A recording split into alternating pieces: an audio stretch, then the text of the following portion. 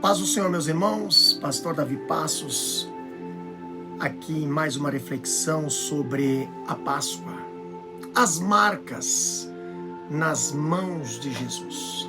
Muitas pessoas têm representado Jesus com os cravos transpassados, transpassando as palmas de suas mãos. Porém, no tempo de Jesus, os cravos utilizados para pregar as mãos dos crucificados atravessavam a dobra de flexão do punho e não as palmas das mãos.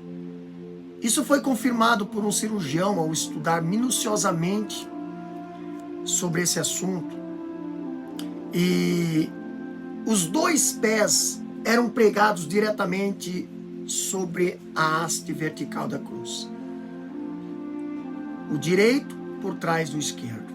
Os artistas que têm representado Jesus com as palmas das mãos atravessadas pelos cravos têm interpretado literalmente as palavras de Davi, quando diz lá no Salmo 22:16, pregaram-me as mãos. Ou as palavras de Jesus a Tomé, quando diz, põe aqui teu dedo e vê minhas mãos. Os artistas que não se preocuparam em pesquisar com mais atenção, interpretaram o termo mãos como sendo as palmas. Porém, muitos pesquisadores, estudiosos, reconheceram experimentalmente a impossibilidade da crucificação nas palmas das mãos. Jesus estava fixado sobre a cruz, mais solidamente. Em todo caso, os textos sagrados, os quais devemos toda a nossa submissão, não são tão explícitos. Não falam de palmas, mas de mãos. Aos anatomistas compete dizer o que é a mão. Os de todos os tempos e de todos os países se entendem muito bem sobre a questão. A mão se compõe do carpo, metacarpo e dedos. O punho é uma região mal delimitada, intermediário entre a mão e o antebraço. Foi nessa região que os cravos foram cravados. Vimos sobre a causa determinante da morte de Jesus, que a suspensão pelas mãos provoca nos crucificados um conjunto de cãibras e de contrações que vão se generalizando até o que chamamos de tetania. Atinge ela, por fim, os músculos da respiração. Os supliciados, não mais podendo esvaziar os pulmões, morrem de asfixia. Os crucificados podem, no entanto, escapar momentaneamente dessa tetania, né? E da consequente asfixia, só erguendo o corpo mediante apoio nos pés. Nesse momento, os joelhos e os quadris se alongam, o ângulo dos antebraços com a vertical aumenta ligeiramente. O corpo passa então, alternativamente, durante a agonia, por uma posição de abatimento e asfixia, e por outra de soerguimento e alívio. Em cada posição, meus queridos, o fluxo de sangue vertical que se coagula lentamente sobre a pele faz com que o eixo do antebraço, um ângulo um pouco diverso. Onde foi pregado o cravo, então? Em pleno carpo. Experiências no antebraço do cadáver de um homem adulto, fendendo completamente o espaço radiocubital, o ponto inferior em que o cravo se deteve entre os dois ossos foi a 5 centímetros acima do ponto de flexão do punho. De resto, a isso não mais se poderá dar o nome de mão, e sim de antebraço. Para me dar conta experimentalmente do caminho que percorreu o cravo, fizeram a crucificação da mão, depois radiografaram. E nessa pesquisa, o cravo não foi fincado diretamente na palma da mão, pois dessa forma os cravos teriam de sustentar o peso do corpo. Forçadas por esse peso, as mãos se dilaceraram. Portanto, os cravos não puderam ter sido fincados nas palmas das mãos, sem que as dilacerassem rapidamente. Alguém pode argumentar que o peso do crucificado não era excedido totalmente sobre as mãos. Porém, não devemos considerar exageradamente a fixação dos pés como um fator que poderia aliviar sensivelmente essa tração. Pois estando os joelhos dobrados, o cravo dos pés não suporta senão uma parte infímia do peso. Serve apenas para impedir que os pés se afastem da cruz.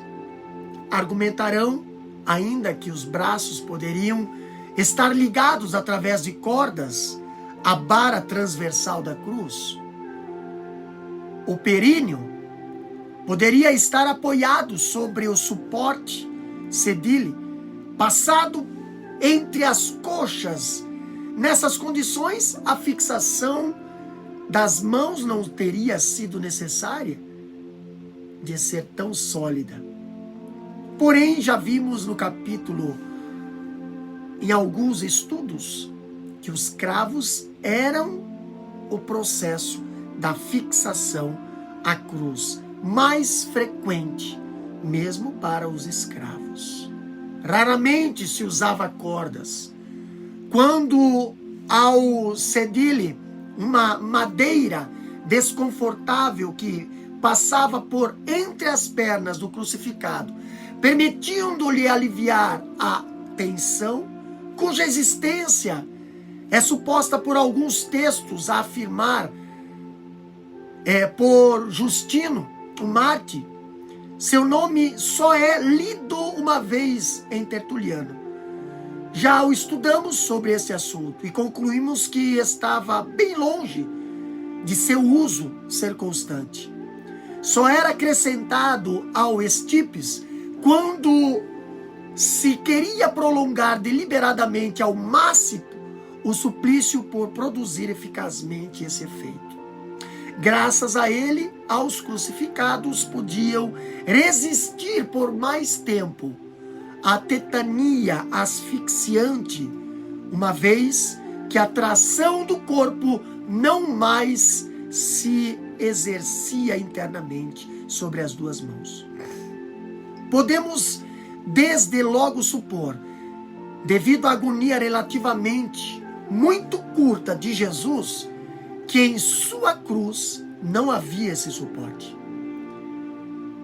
E a associação de cordas aos escravos, se bem que não absolutamente estranha à história da crucificação, teria também prolongado a agonia, coisa que não aconteceu. Porém, outro será o motivo que nos forçará a não admitir o emprego desses dois processos e afirmar convictivamente que a crucificação feita exclusivamente era através de cravos. E esse motivo é o abatimento do corpo sobre a cruz. podemos agora reconstruir muito exatamente a crucificação tal como ela ocorreu.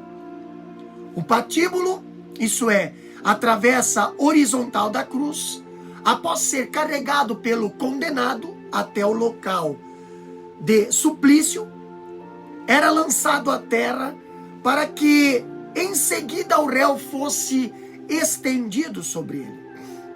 Os braços esticados pelo carrasco ficavam naturalmente paralelos ao patíbulo, fazendo um ângulo de 90 graus com o corpo.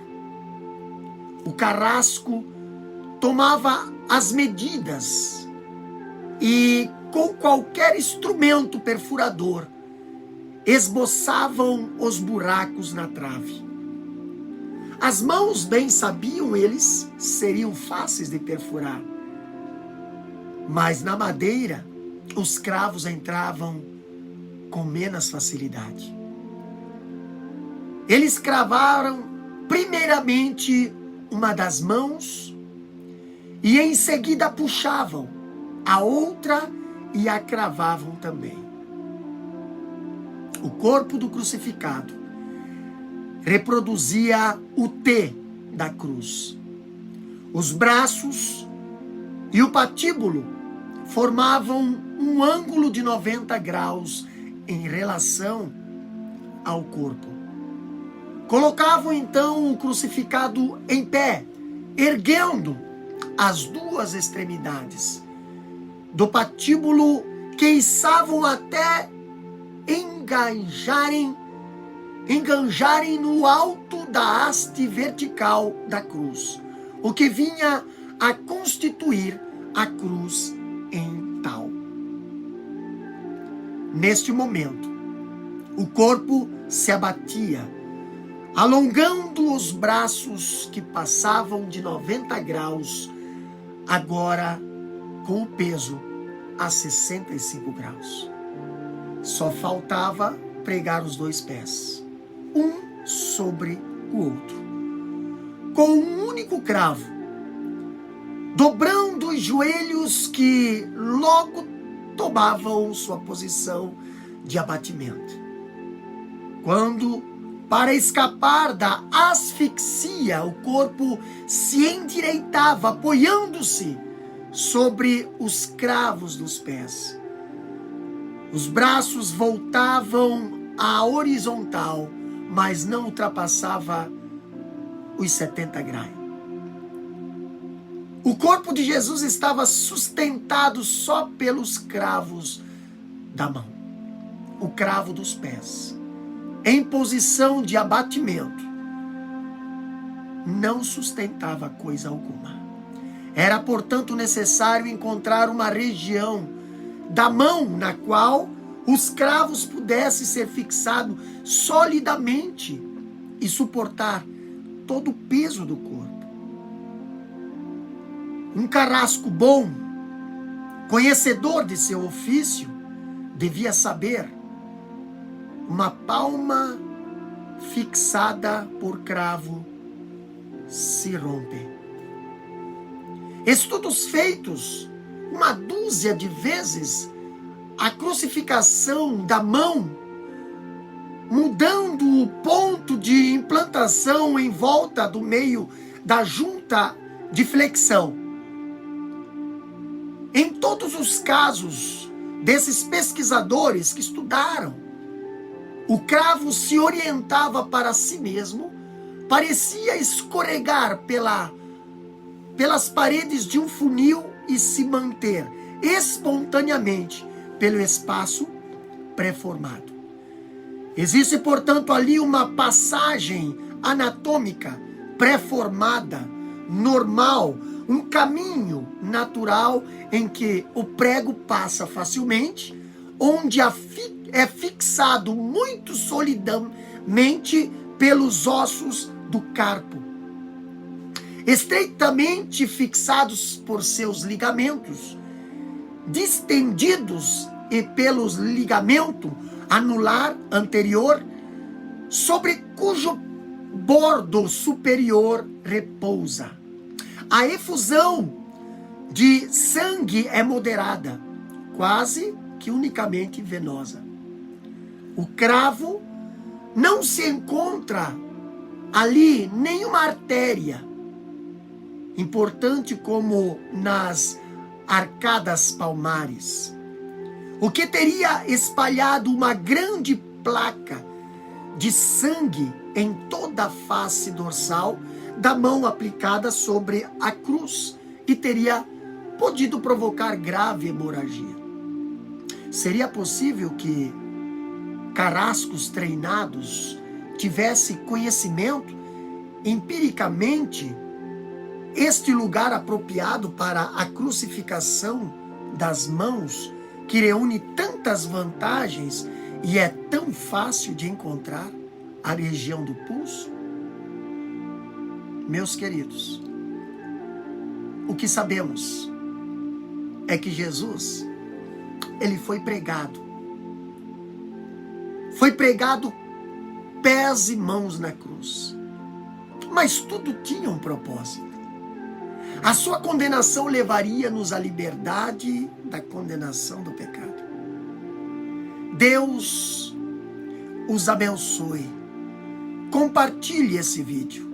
Deixe seu like, comentário, inscreva-se em nosso canal, para que você possa receber novos estudos da palavra do Senhor.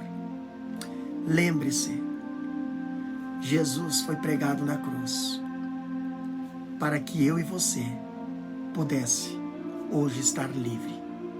Que Deus nos abençoe.